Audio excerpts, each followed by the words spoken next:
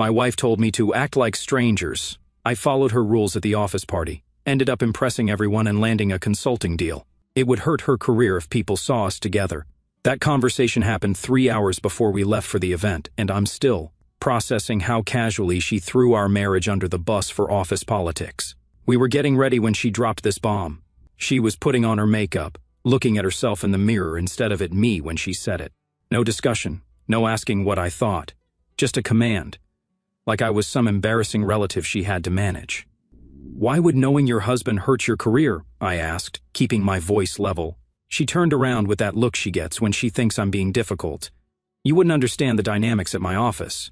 There are certain expectations for advancement, and being seen as too domestic doesn't help." Too domestic. That's what our marriage was to her, a liability. "So, what exactly are you asking me to do?" I said. "Just keep your distance tonight. Don't introduce yourself as my husband. If someone asks, you're just a friend of a friend who came along. It's just for tonight." I could have argued, could have pointed out how ridiculous it sounded. Instead, I decided to give her exactly what she wanted. If she wanted distance, she'd get distance. If she wanted to pretend we were strangers, then strangers we'd be. "Fine," I said, "but understand that goes both ways. If you don't know me, then I don't know you either." She looked relieved, like she'd been worried I'd make a scene. "Thank you for understanding." Understanding? No, I was just choosing my battles more carefully than she realized. The party was at some upscale hotel downtown. Her company had rented out the entire top floor for their annual celebration. As we walked in together, she immediately put space between us, heading toward her work friends while I went to the bar. I watched her transform. The woman who'd been stressed about mortgage payments that morning was now laughing loudly at jokes that weren't funny, touching arms during conversations and flipping her hair like she was 25 and single again. She introduced herself to new people without mentioning a husband at home. When her colleagues asked about her personal life, she kept it vague, just focusing on my career right now. Meanwhile, I ordered a beer and started observing the room. The party was full of executives, senior management, and their families. I recognized her boss from the photos she'd shown me, a distinguished man, in his 50s who commanded respect just by walking into conversations. What caught my attention was how effortlessly people approached me once I started talking. Maybe it was because I wasn't trying to impress anyone. Or maybe it was because I actually listened when people spoke, instead of waiting for my turn to talk. A woman approached me at the bar, mid-20s, confident, well-dressed. "I don't think we've met. I'm the boss's daughter. Just graduated from business school." "Nice to meet you," I replied. "What kind of business are you looking to get into?" We talked for 20 minutes about market trends, investment strategies, and her plans to start her own consulting firm. She was sharp, ambitious, and genuinely interesting to talk to. More interesting than the conversation I'd had with my wife about hiding our marriage. Across the room, I could see my wife glancing over occasionally. Her expression shifted from casual interest to something that looked like concern. But she'd made the rules clear. We didn't know each other tonight. The boss's daughter excused herself to get another drink, and I found myself in conversation with a group of senior executives who were discussing expansion plans for the next quarter. They were surprised by my insights into their industry, and the conversation flowed naturally. "You should be working in business development," one of them said. "What do you do now?" Before I could answer, my wife's boss joined the group. He'd been listening to our conversation and seemed genuinely impressed. "I couldn't help but overhear your thoughts on market positioning. That's exactly the kind of strategic thinking we need more of." My wife was close enough to hear this exchange. I could see her in my peripheral vision, and her body language had completely changed. She was no longer the carefree single woman from earlier. Now she looked like someone watching a situation spiral beyond her control. "Are you here with anyone tonight?" the boss asked me directly. I glanced toward my wife, who was staring at us with wide eyes. She'd created this situation. She'd established the rules. Now she got to watch me follow them perfectly. "No," I said, looking him straight in the eye. "I came alone." The boss smiled and extended his hand for a proper introduction. "Well, any friend of the company is welcome here. I'm impressed by your business acumen. We should talk more." What happened next surprised even me. The conversation naturally expanded to include 3 other department heads who had overheard our discussion about emerging markets. Within minutes, I was the center of a business strategy conversation that was far more engaging than anything happening at the other clusters around the room. "Your perspective on digital transformation is refreshing," said the VP of Operations. Most consultants we hire just regurgitate the same presentations. You're thinking like an owner, not an advisor. I noticed my wife positioning herself closer to our group, probably trying to hear what was being discussed. She'd grab a drink nearby, then linger, pretending to check her phone. The irony was thick. She'd banished me to avoid looking domestic. But now I was the most interesting person at her office party. The boss's daughter returned with fresh drinks and rejoined our conversation seamlessly. Dad, you found someone who actually understands market dynamics. We were just discussing startup capital allocation strategies. Were you now? The boss looked between us with approval. She's got an MBA from Northwestern and usually intimidates people with her business talk. You're holding your own. She laughed. He's not intimidated by much, I'd guess. That comment carried weight. She was right. I wasn't intimidated by her intelligence, her father's position, or the fact that this entire room represented the professional world my wife desperately wanted to climb. My wife tried a different approach. She joined a conversation happening near us, speaking loudly enough that we'd overhear. Her talking about quarterly projections and client retention strategies. It was obvious she was trying to demonstrate her own business knowledge, but it came across as forced compared to the natural flow of our discussion. Your wife seems very dedicated to her work, the boss's daughter said quietly, having clearly figured out the situation despite my earlier denial. Does she? I responded with a slight smile. I wouldn't know. We haven't been introduced. The boss's daughter studied my face for a moment, then smiled back. Fair enough. Should we continue discussing your thoughts on venture capital trends? For the next hour, I found myself genuinely enjoying the evening. The executives were sharp, the boss's daughter was engaging, and the conversations were stimulating in ways that reminded me why I used to love business networking events. My wife, meanwhile, had worked her way through half the party, clearly, trying to position herself as indispensable to every conversation. But there's a difference between trying to impress people and naturally commanding their attention. She was trying. I wasn't even attempting to impress anyone, which somehow made the impression stronger. You know what? The boss said during a brief lull in conversation. We're always looking for strategic consultants with real-world perspective. Do you have a business card? I pulled out my card and handed it to him. My wife was close enough to see the exchange, and I watched her face go pale. This wasn't part of her plan. Excellent, the boss said. Let's schedule a proper meeting next week. We're launching a new division and could use someone with your analytical approach. The boss's daughter touched my arm lightly. And I'd love to hear more about your thoughts on emerging markets. Maybe we could continue this conversation over coffee sometime? Before I could respond, my wife appeared beside us like she'd materialized out of thin air. Hi, sorry to interrupt. I work in the marketing department. The boss looked at her with polite recognition. Of course, you're on Johnson's team. How are you enjoying the party? It's wonderful. I couldn't help but notice you were having an interesting business discussion. There was an awkward pause. She was clearly fishing for an invitation into the conversation, but she'd spent the entire night establishing that we were strangers. Now she wanted access to the connections I was making. But she couldn't. To claim any relationship to me without contradicting her own rules. The boss's daughter saved the moment with professional grace. We were just discussing market opportunities in the tech sector. Always fascinating to get different perspectives. My wife smiled tightly and nodded, but she was clearly struggling with how to insert herself into a conversation I was leading with people she wanted to impress. Well, I should probably mingle with the other guests, she said finally, her voice carrying a hint of desperation that only I would recognize. As she walked away, the boss's daughter leaned closer to me. Your friend seems very ambitious. Some people work harder at appearing valuable than actually being valuable. I replied. The truth was starting to become clear to everyone in that conversation circle, even if nobody was saying it directly. The boss pulled me aside 20 minutes later. I meant what I said about that consulting opportunity. Your analysis of our market positioning challenges was spot on. How quickly could you put together a proposal? What time frame are we talking about? I'd like to see something by Friday, he said.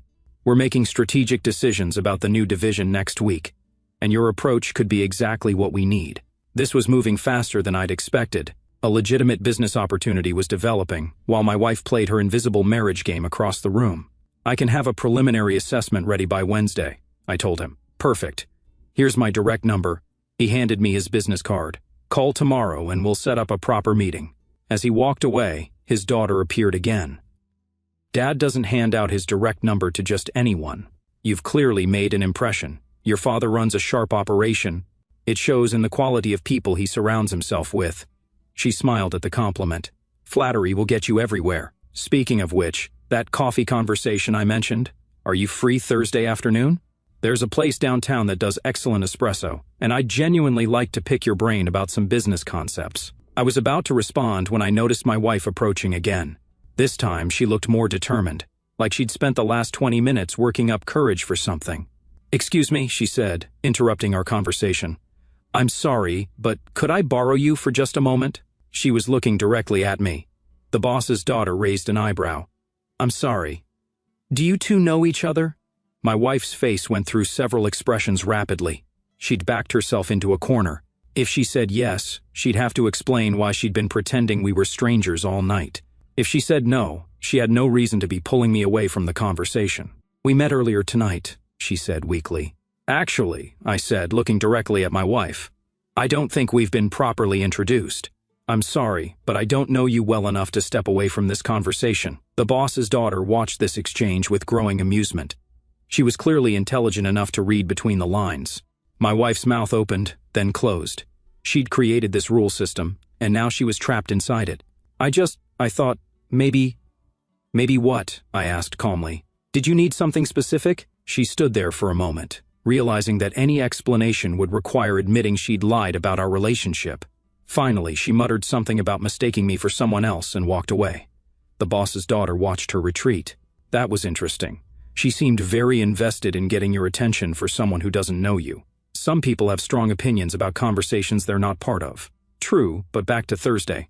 "Are you available?" "Thursday works perfectly." She pulled out her phone. "Great. Give me your number, and I'll text you the details." As I was entering my contact information, I could feel eyes on me from across the room. My wife was standing with her work friends, but her attention was completely focused on watching me exchange numbers with the boss's daughter. The evening continued to unfold in ways that clearly weren't part of her original plan. Other executives approached me throughout the night, drawn by the conversations they had witnessed earlier. Word was spreading that there was someone at the party worth talking to about business, and that someone wasn't from their company. My wife made several more attempts to position herself near these conversations, but each time she faced the same problem. She couldn't claim any connection to me without admitting she'd been lying all night about our relationship. Around 10 o'clock, I noticed her checking her phone repeatedly and glancing toward the exit. The party was winding down, and people were starting to leave. She was probably wondering about logistics for getting home. That's when it hit her. We'd driven to the party together, but according to her rules, we didn't know each other, which meant she had no legitimate reason to expect a ride home with me. I watched the realization dawn on her face from across the room. She started moving toward me with more urgency than she'd shown all evening, but I was already making different plans. "The party seems to be wrapping up," the boss's daughter observed. "Can I offer you a ride?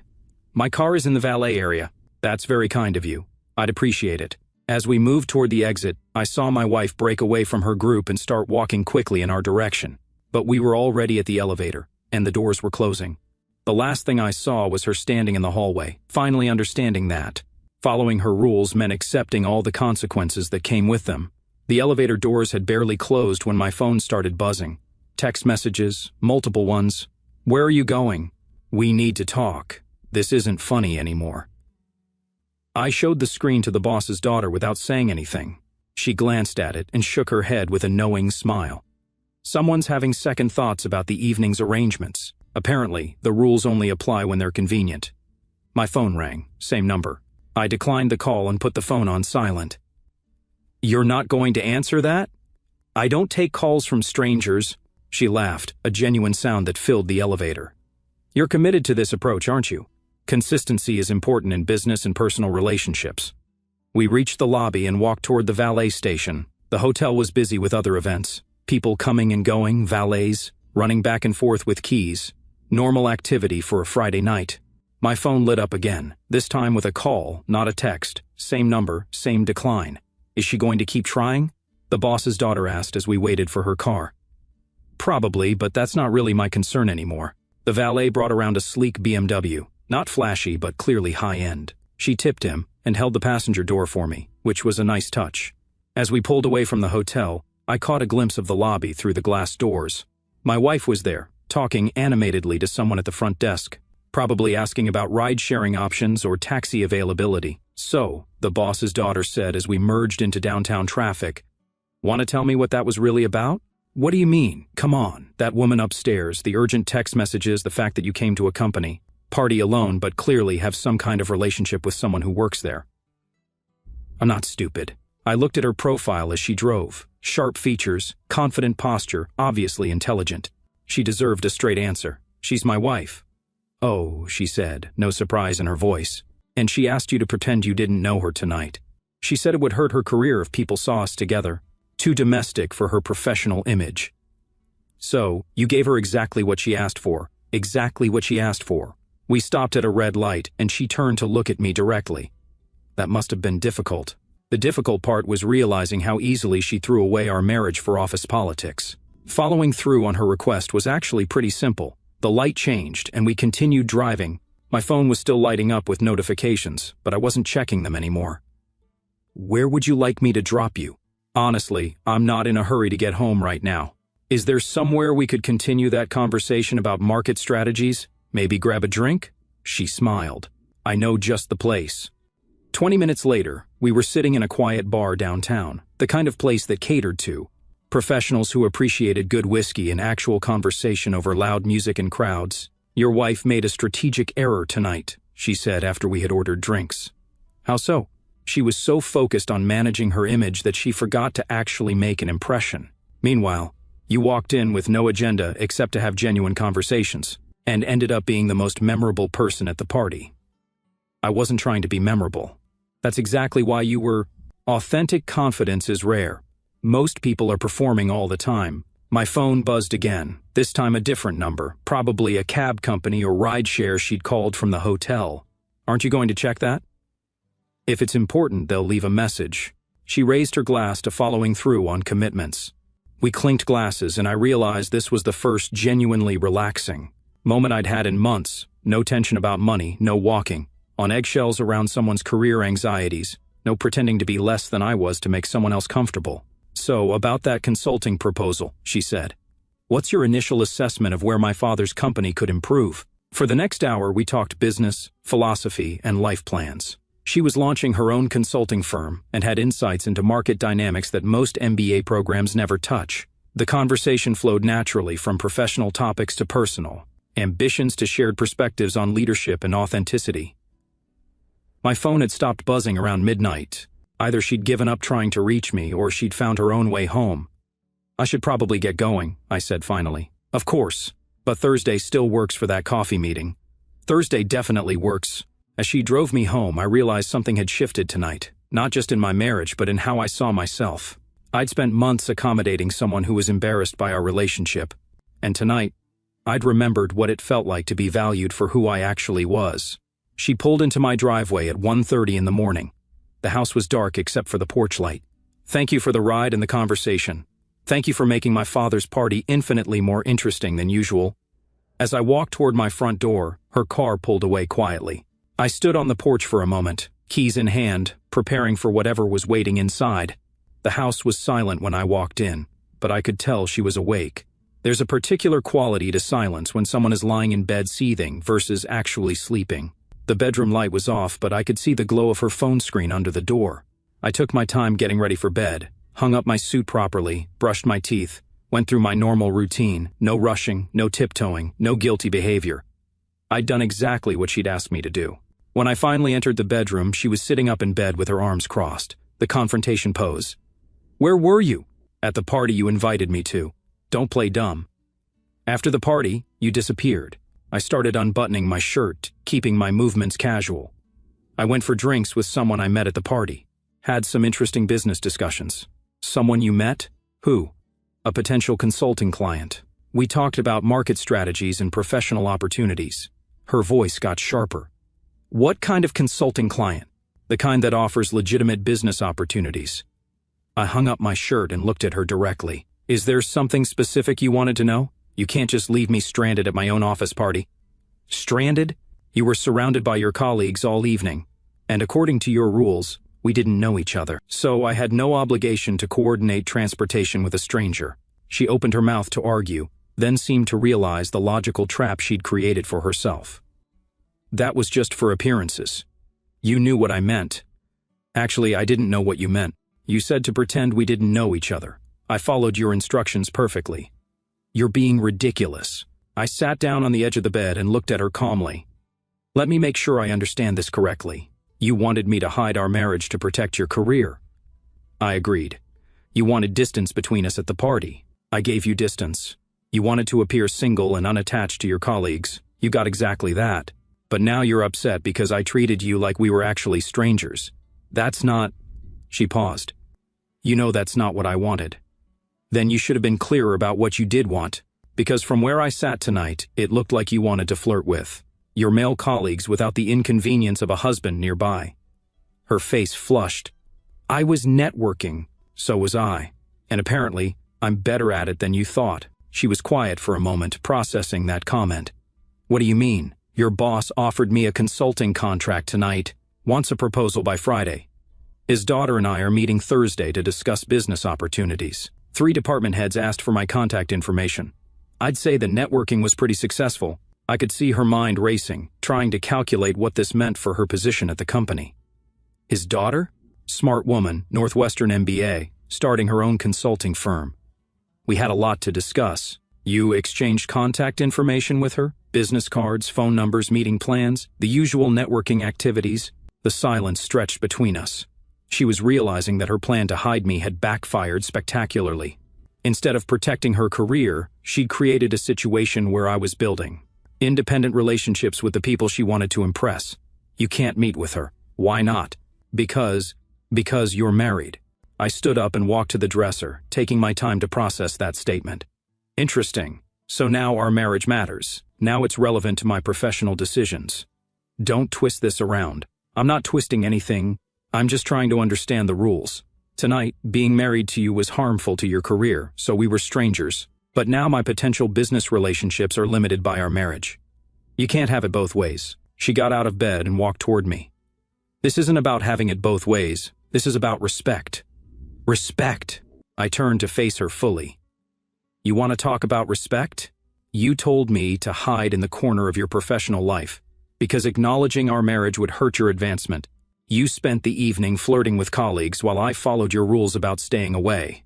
And now you're lecturing me about respect? I never flirted with anyone. You introduced yourself as single to multiple people. You touched arms, laughed too loudly at jokes that weren't funny. And when people asked about your personal life, you said you were focusing on your career right now. What exactly would you call that behavior? She didn't have an immediate answer for that one. The difference is, I continued, when I networked tonight, I was actually discussing business. When you were performing a version of yourself that doesn't include the most important relationship in your life, one of us was being professional. The other was being deceptive. So what happens now? Now you live with the consequences of your choices. I have a business meeting Thursday and a proposal to write this week. Your colleagues see me as a valuable professional contact, not as your embarrassing husband. Isn't that what you wanted? You know that's not what I wanted. Then maybe next time you should think through your requests more carefully before making them. The next morning, she was already gone when I woke up.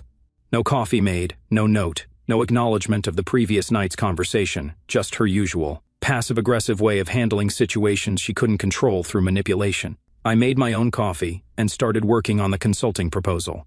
The boss had given me detailed information about their market challenges, and I could see several strategic approaches that would deliver real value.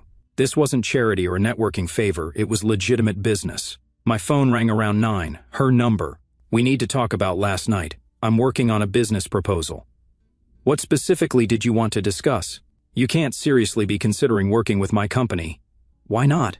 Your boss made a legitimate offer based on our professional conversation.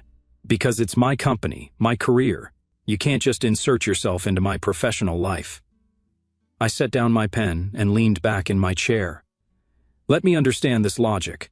Last night, our marriage was so damaging to your career that I had to pretend to be a stranger. Today, my independent business relationship with your company is somehow inserting myself into your professional life. That's different. How is it different? Long pause. Because you're doing this to get back at me. I'm doing this because your boss offered me a consulting contract, and I'm qualified to deliver the work. Your paranoia about my motivations says more about your guilty conscience than about my intentions. My guilty conscience? You spent last night acting single at your office party. You flirted with colleagues, hid our marriage, and treated me like an embarrassing secret. Now you're worried that working with your company might reveal details about your personal life that you've been hiding from your boss. Silence on the other end of the line. The consulting work has nothing to do with our marriage, I continued. But your panic about it tells me you've been misrepresenting yourself to your colleagues in ways that could become problematic if they knew the truth. I haven't misrepresented anything. Really? So your boss knows you're married. Your colleagues know you have a husband at home? Because last night it seemed like you'd gone to great lengths to present yourself as unattached and available. More silence. Here's what's going to happen, I said, using the tone I reserved for non-negotiable decisions. I'm completing this consulting proposal because it's good business. I'm meeting with the boss's daughter Thursday because we have legitimate professional interests to discuss, and you're going to accept that your decision to hide our marriage created a situation where I'm now independent of your career concerns. You can't do this. I'm not doing anything to you. I'm pursuing professional opportunities with people who value my expertise. If that threatens your position at work, then maybe you should have thought about that before asking me to pretend we were strangers. What about our marriage? What about it? Last night you made it clear that our marriage was a liability to your career. Today, you're claiming it should limit my business opportunities. You're trying to use our relationship as both a weapon and a shield, depending on what serves your interests in the moment. I could hear her breathing on the other end, probably trying to formulate an argument that would put her back in control of the situation. I want you to cancel the meeting with her. That's not going to happen. Why not? Because you don't get to make demands about my professional relationships after spending an evening hiding our personal relationship. You created this dynamic where we operate as independent individuals. Now you live with it. This is ridiculous. What's ridiculous is thinking you could have complete control over how our marriage affects your career without any impact on how your career affects our marriage. Thursday arrived, and I met the boss's daughter at the coffee shop she'd recommended. Professional atmosphere, good coffee, and 2 hours of substantive discussion about business strategy and market opportunities. She was impressive, sharp analytical mind, clear vision for her consulting, firm and genuine interest in collaboration rather than competition. We discussed potential partnership opportunities that could benefit both our professional goals. Your insights into operational efficiency are exactly what my target clients need, she said as we wrapped up the meeting. Would you be interested in a strategic partnership? I handle client acquisition and relationship management. You provide analytical expertise and strategic planning. That sounds like a solid foundation for collaboration. Excellent. I'll draft a partnership outline this week. As we shook hands outside the coffee shop, she mentioned something that caught my attention. By the way, my father was very impressed with your proposal. He's planning to recommend you to the board for the consulting contract. Should be approved by next week. I appreciate his confidence in the work. He also mentioned how professional you were at the party, she said. It's rare to meet someone who can separate personal complications from business opportunities. That evening, my wife was waiting when I got home. She'd clearly spent the day working herself up for this conversation. How was your meeting? Productive. We're exploring a business partnership. A partnership? Strategic consulting collaboration. She handles client relationships. I provide analytical services. Good fit for both our skill sets. Her face went through several emotions rapidly. You can't be serious. Dead serious. It's a smart business move. What about us? What about our marriage? I sat down across from her at the kitchen table. Time for the conversation that should have happened months ago. Our marriage will survive or fail based on whether we respect each other, not based on whether I avoid business opportunities that make you uncomfortable. Last night, you made it clear that acknowledging our marriage was harmful to your goals. Today, you want our marriage to limit my goals. That's not how partnerships work. So, what are you saying? I'm saying you need to decide whether you want a marriage or a career accessory, because I'm done being treated like a liability that you manage instead of a partner that you respect. She stared at me for a long moment, and if I don't like your new business arrangements, then you'll have to decide what matters more to you, controlling my choices or accepting that I am going to pursue opportunities that advance my own goals just like you did at that party. This isn't over. You're right. It's not. But the rules have changed, and this time we're both going to follow them. Our story has come to an end. If you've made it this far, how about subscribing to our channel? It helps us immensely. I've selected 2 other videos for you that I'm sure you'll enjoy. Feel free to click on them. I'll be waiting for you in the next story. See you soon.